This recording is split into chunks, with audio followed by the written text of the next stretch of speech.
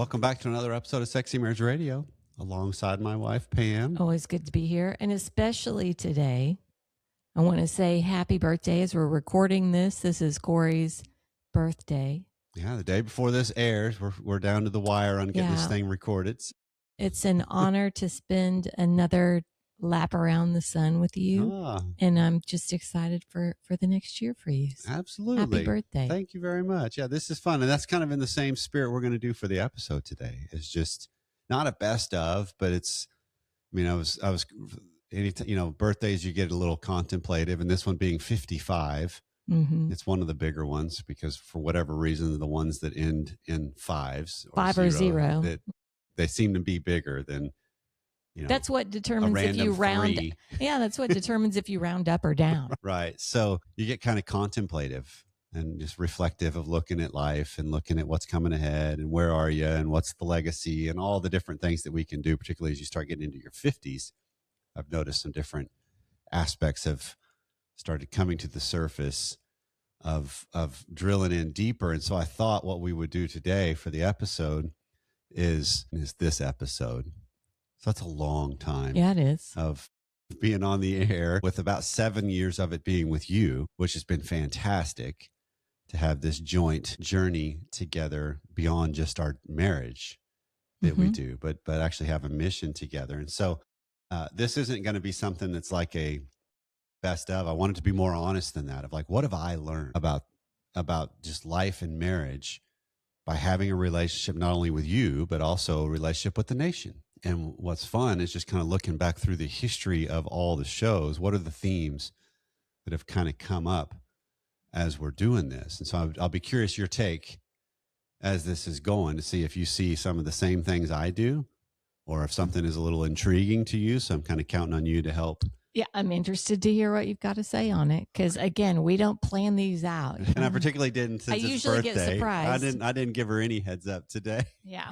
Yeah. So that's my gift to you, baby. Thank you. So these are not in a hierarchical order or anything like that. This is just here's some things that have just kind of jumped out to me. Perfect. From the episodes and just mainly from the theme. And then also it would be remiss to not point out the nation. And so we're going to do that at the end on just the role they've played in this whole process. And so the first thing that jumps out to me is, if you look at, these are conversations we've had as we've prepped or talked about the show on different walks that we do. Because a little bit behind the scenes, a lot of times Pam and I, we go walking multiple times a day, a lot of the days, because we have a black lab that she kind of requires it, which gives us a chance to talk. And sometimes we'll talk through ideas or themes or emails that have come in and patterns. And one of the things that jumps out is that it seems like the same fight over and over and over happens in relationships. And we get emails, the topics are different, but it's like the same fight is the point, actually. There's nothing wrong with that, because it will happen where... What do you mean the same fight? Because we have had the same version of content on a lot of episodes. We just changed the topic. And what would you say that same fight is? Well, I mean, so it's like, it feels like it's this idea of a fight repeating itself doesn't mean something's broken. Because I think that's a lot of times I'll get caught up in, oh, this again. And I'll start thinking, here we go again. Nothing's changed. Everything's wrong. And I can get real catastrophizing. But if you look at the themes of what we've done on the episodes, a lot of them are the same fight that couples are having. And we just insert different topic here. And that's what happens in marriage. So is the fight, the same fight, is it about higher desire, lower desire? Is that what you're talking about? Or money, or parenting, or eroticism, or fantasy. Well, those are the topics. Right. But the way we are dealing with these things are the same. Okay. So it feels like it's the same you against me, which makes complete sense when we're talking about a monogamous committed relationship. Of course, it's going to be a round and round fight. I mean, there's a thought process you could have of when you're heading into marriage, pick your sparring partner wisely, because that's what you're going to be doing a majority of your marriage. Is there'll be some spars going on. Hopefully it's just sparring and not Like we still got the pads on our head and all that kind of stuff. Hopefully too. But it's, I think a lot of times we get caught up, and I can get caught up in this, is when can we finally resolve this thing? And that's missing the point. If I look at the arc of all of this, because this is that element of we don't always resolve it. And if we do, there's another one waiting in the wings to come in, because something else will shift. Some other dynamic will be at play, and that's going to have an impact on us. Sure. And so it's so easy to realize that the same fight doesn't mean something's broken, is the main point for this one. It just means that's what marriage does. And so then we get into the concept we love of, okay, this isn't about how do I get my spouse to move off of a subject or onto a subject or whatever. I need to ask myself, what's being exposed in me here? What do I need to deal with that I'm culpable in perpetuating the dynamic, and realizing it's just a pattern? And do you see this in our relationship of just, we'll have varying versions of the same tension moments? Certainly. Yeah. And so it's realizing, okay, it's not really about that. It's about the fact that it's two different people working some things out, and we can either try to beat each other down to get our way, or grow myself up and deal with life a little bit better. Because if you think about it, what's a Mark Manson statement I heard a long, long time ago of happiness is found by solving better problems. And the better problem often is me. I just get better at solving me and handling me differently. That changes everything on how I'll face what marriage is, how I'll deal with the dynamic, how I need to learn to take the risk and go first. Plug for an upcoming book that's coming out later this year. But that's the first one. Anything jump out that we need to wrap up on that? No, I think you've covered that one. Okay. So the second one, and this is one of my favorites in the sense of just the simplicity and sophistication of it, that the fights or the things that we hear from people, and then even in our own life, information is not the problem. It's not like I have an information problem about you. Yeah. Right. So all the different people that have come in, like all the emails that come in that wants like some technique or give me different ways to solve this. Or, so would you say translation of the information is the problem? Well, no, I think it's the idea that it's not that I don't know where my spouse is coming from. I just don't like where they're coming from. It's the stance that I'm being forced to have to face, like the forced choice dilemmas that come in marriage, because that's exactly what it is. I'm with somebody that wants things that are different than me, so it's going to force choices on both of us. And I can either fight that, think something's broken and wrong, or see it as this is what I've signed up for. This is the dynamic. It's like I just ran the third half marathon this past weekend. And during parts of it, I actually ran. I kept yo-yoing past a lady that looked around my age too, because she was going the same pace. And then one would slow and I'd pass, and back and forth and back and forth. And at one of the points I ran past her, I said, "We paid to do this, didn't we? I mean, we actually paid to enter this thing." She's like, "Yes, we did." I'm like, what was I thinking? Right.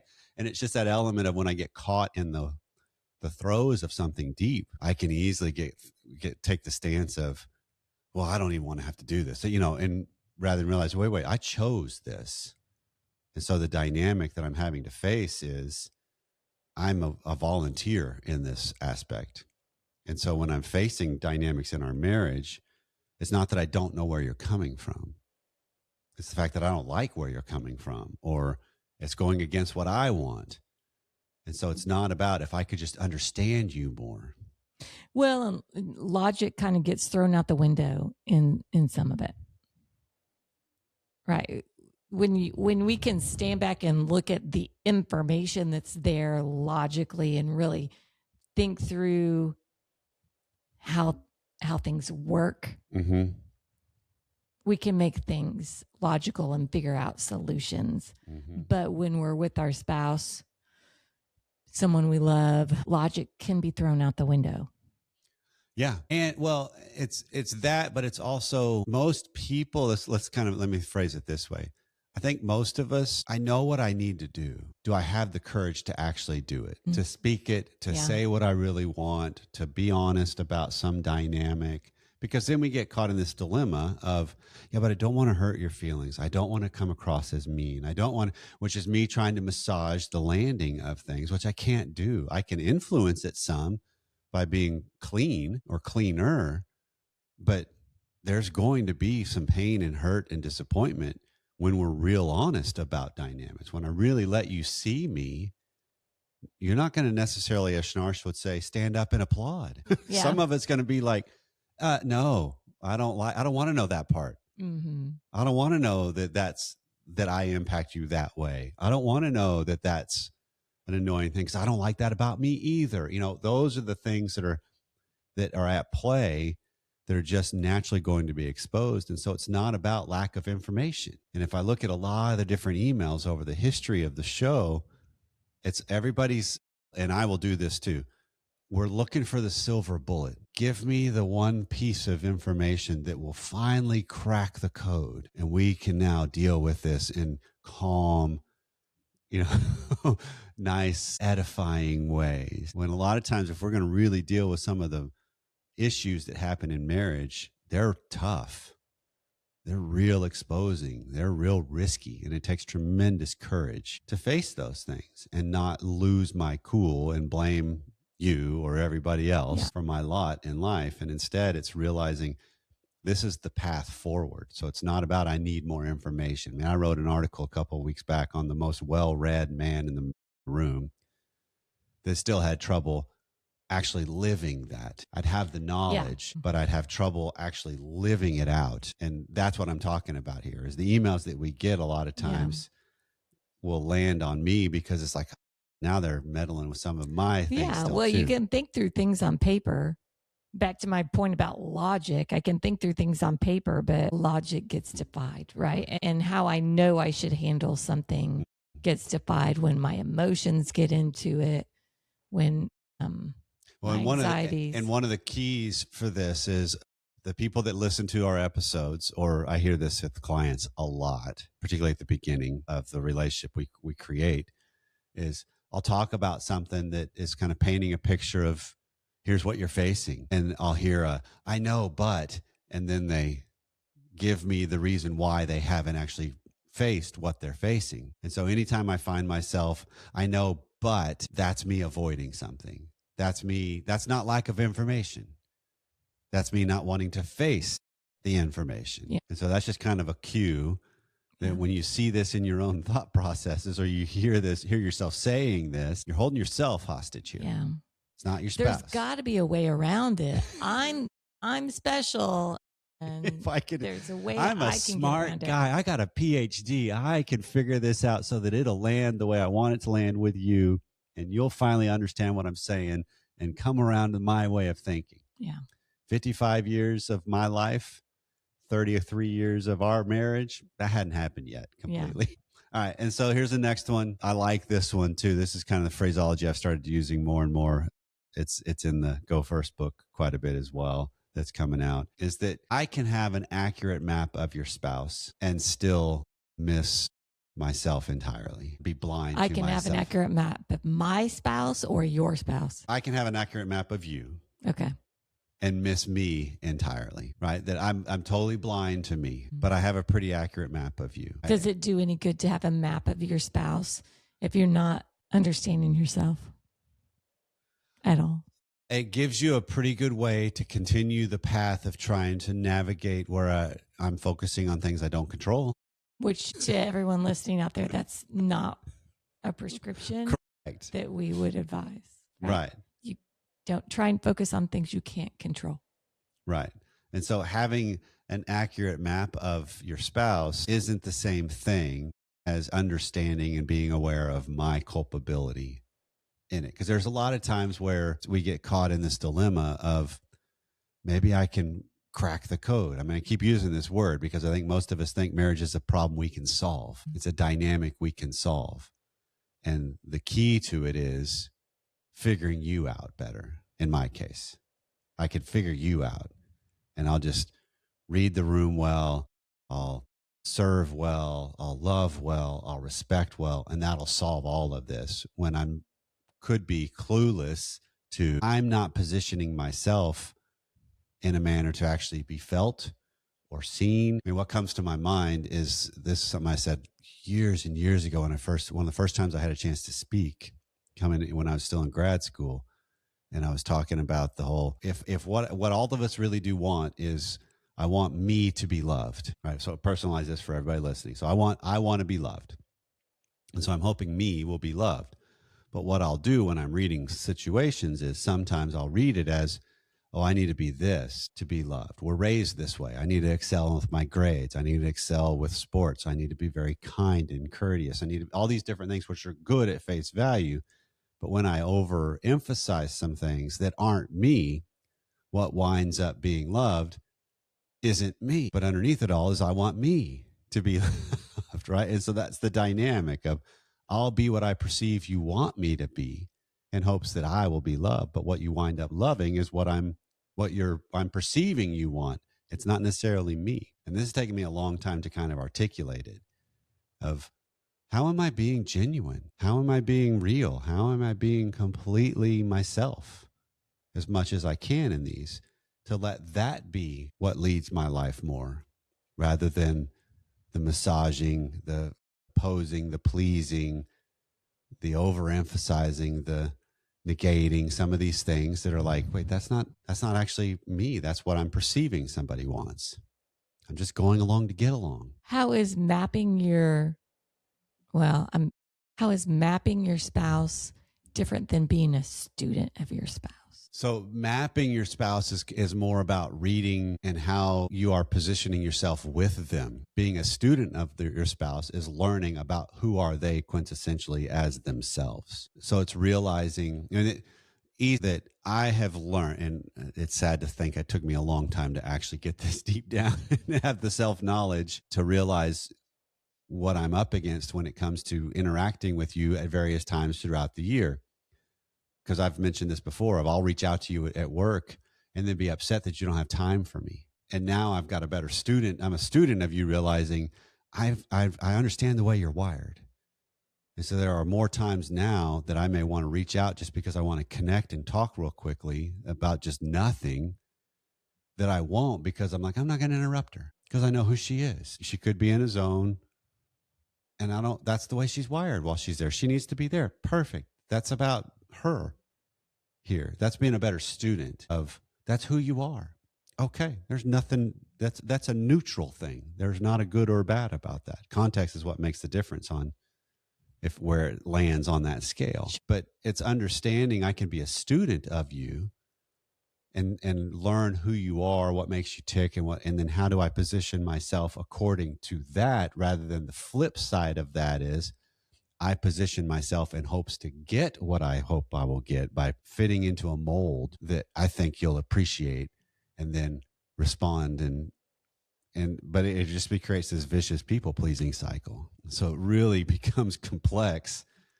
And what often the downfall or the pitfall of all of it is, I don't even know who I am anymore. Because I've heard this a bunch with clients where, like, well, what do you really want? I don't even know, because they spent so much time focusing on raising kids, getting a job, whatever it is, that they don't even know what is it that deep down is who they are.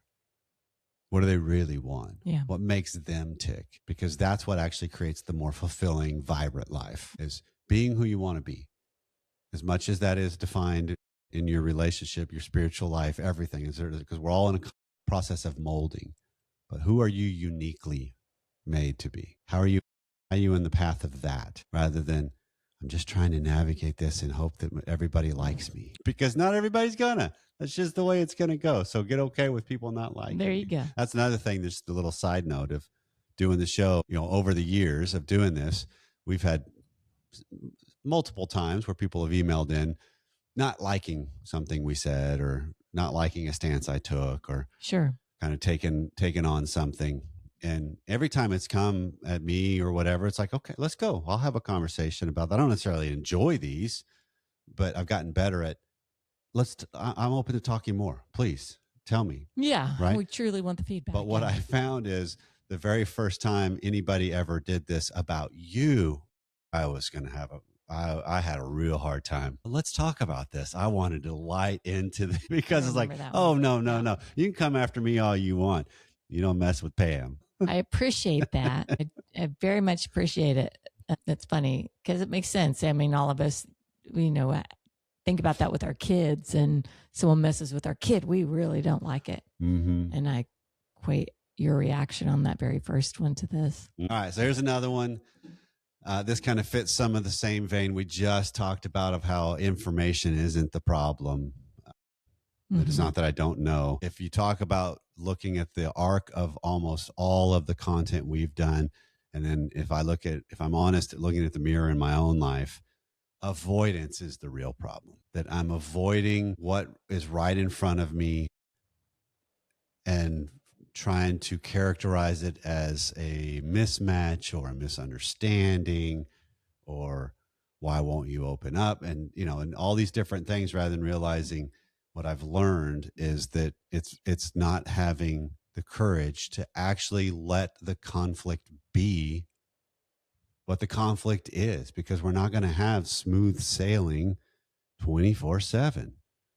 There's going to be divergences. Are you thinking or saying that a lot of what people do is they're avoiding the real problem and twisting it that it's really something other than what it really is? Or we're avoiding saying what really needs to be said as it's unfolding for me and my experience of it. Do you think that people typically purposefully avoid it? Or sometimes you just can't see the forest for the trees, right? It takes going, say, to a therapist, talking through this, or your friend or whoever you talk through things with, and once you start spitting things out and hearing them, to really understand this isn't really the issue. Right. So I think some of it is because we think we can negotiate our way around it. We can find the solution that we want in it. Because if you think about it, in a lot of instances, the issues we face are a selfishness run amok. I want it the way I want it because I'm just more comfortable that way. And so I don't want to allow room for another person. Yeah, I think that's a broad brush. Well, it is, but many of the people that are emailing in, it has nothing to do with selfishness. Well, it is about, I want my desires acknowledged. I want my desires fulfilled. I want my desires. Not selfish. No, but I want it leaning more towards what I want rather than facing what I actually have, because that requires more of me to have to actually deal with it and face it differently and confront some things in myself and in my marriage. Because I think of a lot of different couples that have emailed in that are pretty big discrepancy between higher desire and lower desire. And so the higher desire is left with, what do I do with this? And until they settle themselves down to actually realize we've got a really big gap. How do I handle myself with this? And what does this actually mean? What am I really facing in this? Because most of us think we can just negotiate and agree and schedule and all these different things, which can be aspects that could be aids in it, but it's not dealing with the root of what's underneath it, which is what's going on with you in the way you're positioning yourself with this. What are you required to do with this? What are you really facing? What are your choices? And so how do you settle yourself down to really look at a dynamic? And most of the time, we wind up being very, very sophisticated in how we avoid that by just continuing to make it about my spouse and our problems rather than, okay, what really is in my lap that I need to face? What do I really need to be asking of myself that I need to face? I mean, one of the stories that comes to my mind is there was a couple that used to have this constant cycle of fights that she would get really emotionally volatile on just emoting out loud a lot. That would kind of shut him down. And then after a little bit of time, he would finally respond in kind, and then they're off to the races. And then it'd be rough for a day or two, and then they kind of repair, and then it's good for a bit. I mean, that's if you think about it, that's a lot of the cycles of a lot of marriages. Tick, tick, tick, tick, tick, blow up, good. And what finally shifted it is we were working for quite a bit, and he finally started doing some real reflective, what's going on with him in these things? Because he was caught in this whole, I want this marriage. I want my wife. I want this dynamic, but at what cost? Well, that's what he's kind of really starting to figure out, because he couldn't do anything about making her calm down. Because most of us, when I'm being yelled at, I'll be like, you need to not yell at me, as I'm yelling back at them. Right. Mm-hmm. And so what finally shifted it is he confronted himself better.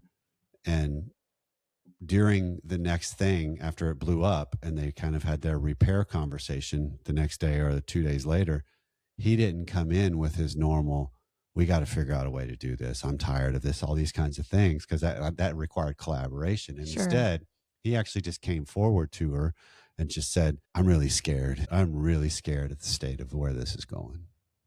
Yeah. Because that's 100% true for him. Yeah. He didn't need her buy-in. It was actual critical mass for himself. Yeah. And it kind of settled things down for a moment and allowed it to land on both of them differently. He stopped avoiding. Right. And then you have to figure out, what do I do after that? And that's why most of the time we keep avoiding, because I don't want to have to really explore, what do I have to do if it doesn't work? Mm-hmm. And so it's understandable why we would avoid sometimes, because it might require a ton of me. And so a lot of us really is about, what's this anxiety that causes me to avoid really telling me, right? And then the last couple of things, subject of a new book coming up, one person can change things. Yeah. Right. That it's the one thing that's taught me the most, which is finally where Go First is coming from, is this idea of the starting gate for a better life and a better marriage is me. Yeah.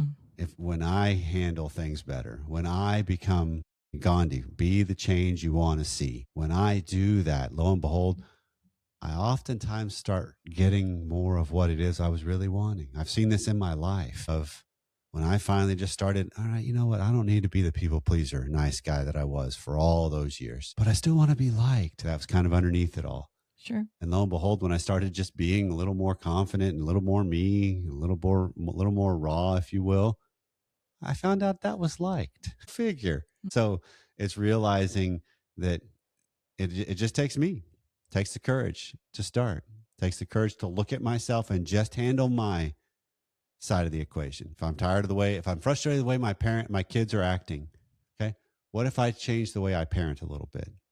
Not find a new technique. What if I change the way I handle myself in this a little bit? And I walk away from those moments. Maybe it doesn't change the behavior right away, but it changes. I walk away from those feeling pretty good about me on, like, I kept my cool better there. I like that. That's a huge shift that you'll see some dividends in time. And so it's just realizing one person can change it. And then this thing has taught us, I think, quite a bit on, if you think of the different topics that we've gone through on our show, and how a lot of times they will hit at some of the same times we're going through that topic, or that tension, maybe not the topic, insert different topic, but it's taught me the importance of, I don't need to have it all figured out to actually still help me help others, and vice versa. Vulnerability is a good thing. Who wants to hang out with the know-it-all? I don't. It's nice to have someone with wisdom, someone that's walked the shoes to talk with, to bounce ideas off of, to be a partner, walk alongside. None of us want to saddle up with a coffee with the know-it-all, though. Right. And so many times it's how we address things. The humbleness for when you're around someone like that, when you're around someone that is humble, that's walked the shoes, and they're just going to listen. They're just going to share what they've learned, but share what they also don't know yet. And it's just good to be in a nation like that, right? I think of so many people in the Sexy Marriage Radio Nation that are on the Academy that are fantastic to just walk alongside one another. And the fact that they welcome us being real. It welcome everybody on there being real. So I think that last one just kind of epitomizes the point of what we're after. We don't all have the answers. You as an individual listener, you don't have to have all the answers. You just got to be trying and taking the next best step and trying to become smarter and a more loving person. And hopefully that's what we're doing each day. What stands out to me, where this kind of hit a different level in the arc of the show, and then the arc of life for me is I was doing a mastermind, and it was the first night. So it's a collection of 6 guys that didn't know each other. They knew me only by name. So we're all meeting each other for the first time. And typically on the first night, I have a belief that if you want an intimate, deeper connection with people, you have to set the depth that you want. You have to be willing to go first and set a depth and risk. Will people join you down there or not? And most of us want it. I want to know you'll go there before I do, right? That's the way we'll often think of this. And so we were at a point where there's some tension. I don't even remember what was going on, but I wasn't doing as great in some ways. And so during the opening night, we're talking, and I just was honest. I'm like, yeah, here's my struggle. Here's what's going on with me. And I just laid it out there. And it let these guys who had only heard me on the show see behind the curtain. And I love it because at the very end, we do takeaways from the calls. And I was like, what's your takeaway? And the first guy just immediately jumped on and said, my biggest takeaway is I'm hearing all these guys talk about their struggles. And then I hear Corey talking about the very same struggles. I'm thinking we're all screwed. And he was doing it for comedic value. Yeah. But it was so spot on. It's like, absolutely, I'm in the same boat as you. We're just figuring this out too. Right? I mean, maybe some things we got a half a step ahead, but that is it. It still has to be played out. And that's the thing I've loved about cultivating this relationship with the nation. So as we land this thing, we have to say something directly to the people who've been with us all along. It's because of the courage of your emails that you email us your hardest things. And we don't take that lightly. That's an honor. That is humbling. You grace us with the inner workings of you. You grace us with your pain. You grace us with your fears. You grace us with your taboo. And we don't take that lightly. That is a tremendous honor. And we want to hold that in the highest regard and commend the nation for their willingness to keep showing up. It's because of them that we still do this. Yeah. In a lot of ways. That it's because of this relationship, because you keep asking questions, you keep working, you keep growing, you keep evolving. So that's what we're all trying to do, and we all can lift each other up. And so this is a partnership and a collaboration through and through. And without you as the nation, so incredibly grateful. I can't even imagine looking back 14 years ago thinking I'd be sitting here right now still doing this. And doing this with you, baby. Watching the journey. Yeah, I could not have imagined. Together over this on the air has been such a joy on our journey together as husband and wife. But then also as co-hosts. It's been such a pleasure to ride all along the way with you on this. Well, thank you for leading well. Well, this has been Sexy Marriage Radio. If we left something undone, let us know. Next week, we'll go back to a normal format. But since this is a little more reflective, everybody got the whole thing. But if you want to join on the extended content in the future, smr.fm/academy is how you find it. So however you took a little bit of time out to spend with us today, thanks. And we'll see